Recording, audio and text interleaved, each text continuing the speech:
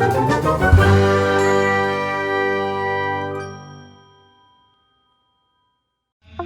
siang Tribuners. Nah, saat ini saya sudah berada di Monumen Jogja Kembali atau Monjali, salah satu museum yang cukup besar di Yogyakarta dan cukup ikonik di Yogyakarta. Nah, bersama saya sudah ada Bapak Abdul Rauf, ya.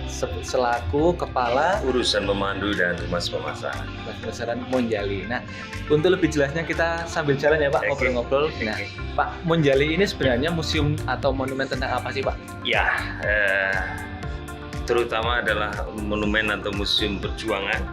Jadi kita mengabadikan peristiwa perjuangan, utamanya perjuangan bangsa Indonesia saat di Yogyakarta.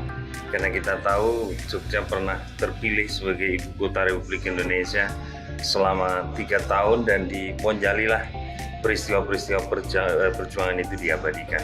Berarti intinya mengenang Yogyakarta waktu pernah menjadi ibu kota Indonesia. Betul ya, sekali, karena memang Jogja Kembali sendiri ini adalah peristiwa perjuangan kembalinya kota Jogja ke tangan bangsa Indonesia setelah berhasil direbut dari Belanda, dan ini terjadi pada tanggal 29 Juni 1949.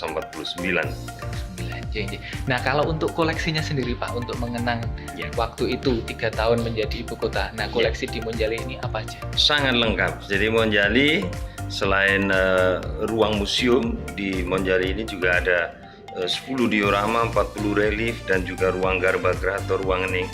Nah, khusus terkait dengan museum, tentu ini menyimpan dari koleksi benda perjuangan yang pernah dipakai oleh para pahlawan kita, utamanya dari periodisasi tahun 45-49 ya. Dan seperti yang kita lihat di museum ini ada peninggalan Presiden Soekarno di Jogja, Bung Hatta, ada peninggalan Jenderal Sudirman, dan juga pelaku-pelaku perjuangan yang lain. Nah, kalau dioramanya bisa dijelaskan satu persatu atau mungkin beberapa aja Pak?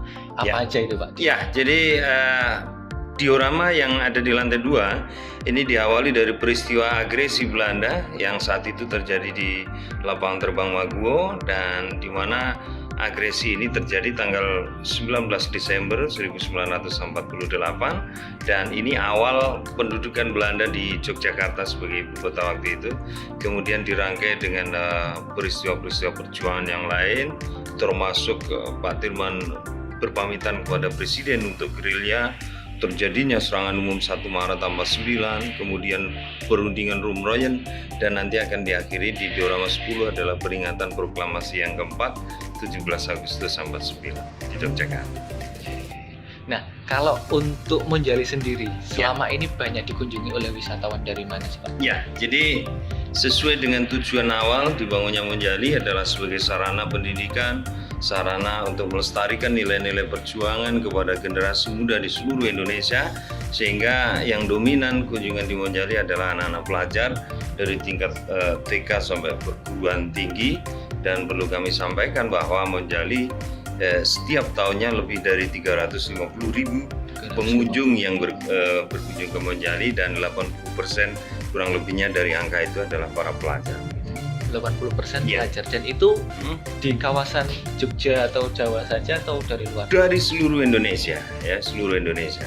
Karena memang utamanya di hari-hari libur, mungkin di bulan Desember sebentar lagi, dan juga bulan Mei Juni ini dari Lampung, Palembang, Kalimantan, Sulawesi, dan sebagainya banyak yang berkunjung ke Monjali. Nah, momen atau bulan apa sih Pak yang bisa dibilang cukup ramai dan cukup menarik untuk mengunjungi Monjali? Ya, jadi Desember utamanya ini adalah akhir tahun, dan juga kebetulan semesteran di situ.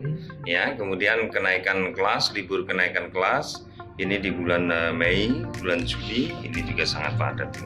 Awal tahun juga ramai ya Pak? Iya, tentu. Awal tahun, kemudian juga di momen Lebaran misalnya, ini sangat padat pengunjung Monjali. Nah Pak, mungkin bisa dikasih informasi ke Tribuners yang menonton video ini, kenapa sih, atau beri alasan kenapa harus berkunjung ke Monjali? Ya, jadi Monjali adalah salah satu tujuan wisata sejarah perjuangan di Yogyakarta, dan kiranya para pelajar generasi muda di seluruh Indonesia harus tahu tentang sejarah perjuangan bangsa Indonesia yang hebat. Dan saat ibu kota di sini. Nah, ini diabadikan di museum ini di Jogja Kembali ini, karena museum ini mengabadikan peristiwa perjuangan, utamanya saat Jogja berperan sebagai ibu kota Republik Indonesia.